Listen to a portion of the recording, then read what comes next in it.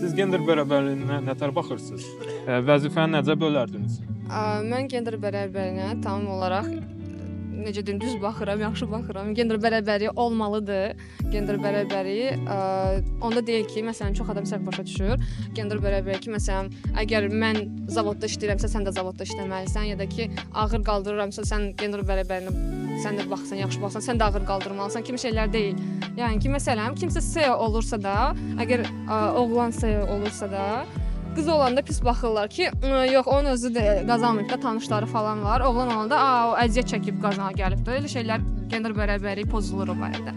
Məsələn, hardasa da financial yerdə işləyirsə də, qız işləyəndə, demək burada nəsə belə düzgün yolla gəlməyibdi, nəsə belə bir şeylər deyirlər arxasınca. Amma oğlan olanda əziyyət çəkib gəlib. Burada haqsızlıq olur. Yəni gender bərabərliyi haqdan gedir ki, belə olmalıdır. Yəni mən məsələn, bir də qızlara deyirlər ki, qızlara iş tapmaq asandır, hər yerdə var. Oğlanlara tapmaq olmur, çətindir falan deməyə. Orada da gender bərabərliyi pozulur. Çünki oğlanlara da eyni vakansiya, qızlara da eyni vakansiya olmalıdır ki, ümumi sırf sən qadınsan, kişisən deyə ayrılmamalıdır. Sənin bacarığına görə verilməlidir də bu əməyin hamısı haqqı belə.